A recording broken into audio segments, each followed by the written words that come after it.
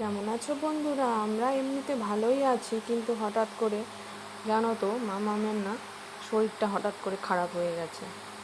সকালেই ঘুম থেকে উঠতে চাইছিল না, তারপরে উঠেই বলছে, ওকে ডাকলাম, তারপরে উঠে বলছে শরীরটা ভালো লাগছে না। তো ভাবলাম হয়তো ঘুম থেকে উঠেছে, ওই জন্যই বোধহয় বলছি। তো যাই হোক, মোটামুটি ঠিকই ছিল। তারপরে সকালে খাইয়ে দাইয়ে পড়তে বসলো, একটু লিখলো, তারপরে ভাতুও খেলো। ভাতুটা তো খেয়ে স্নান করলো, করে টোরে ওকে আমি আবার আমার কাজ আছে, তো ওকে আর্টের খাতা দিয়ে বসিয়ে রেখে আমি কাজটা সেরে নিলাম। কারণ একা বাড়িতে ওকে তো একা না রেখে আমি কীভাবে কাজ করব? ওর কাছে বসে থাকলে তো কাজ হবে না। সেই জন্য ওকে আমি রোজই তাই করি,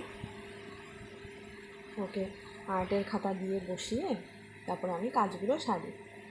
তো তারপরে যাই হোক, ও ঠিকই ছিল, আর্টও করছিল, লিখছিল, লেখা টেখাও করেছে। তারপর আমি স্নানে গেলাম। তো স্নান করে এসেছি, তারপরে বলছে মামা আমার না ভালো লাগছে না, জ্বর এসেছে আমার। তো ও না প্রতিবারই যখনই ওর জ্বর আসে, ও না আগেই বুঝতে পারে। ও আমাকে প্রতিবারই বলে মামা আমার না জ্বর এসেছে। তো দেখো আজকেও ও তখন বললো জ্বর এসেছে। তো যাই হোক, তখন দেখলাম খুব একটা জ্বর ছিল না, মানে 99 মতো ছিল। তো ভাবলাম আরেকটু দেখি। তো দেখার পরে ও না ঘুমিয়ে পড়লো, বললো আমার ঘুম পেয়েছে বলে। ও না একাই অন্যদিন আমি ওকে ঘুম পাড়িয়ে দিই সুড়সুড়ি দিয়ে প্রতিদিনই দুপুরবেলাটা।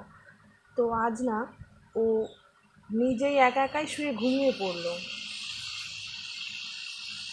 তো ঠিক আছে, আমি বাবাকেও তাই বললাম যে ওর না জ্বর এসেছে অল্প অল্প মনে হচ্ছে।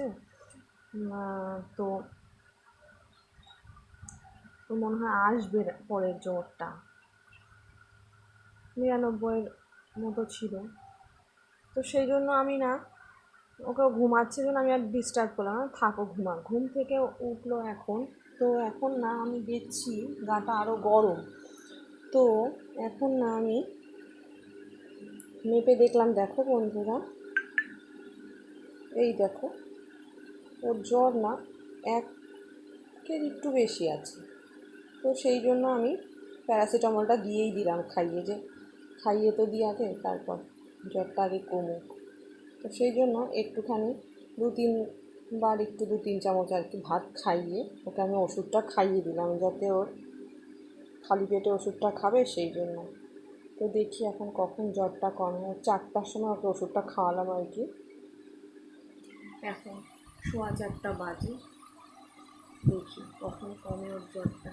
তো আমি একটু পরে আবার ভাতটা খাইয়ে দেবো, কারণ ও ভাতটা খায়নি ঠিক মতো, 3-4 চামচ খেয়ে আমি খেয়েছি, তো সেই জন্য।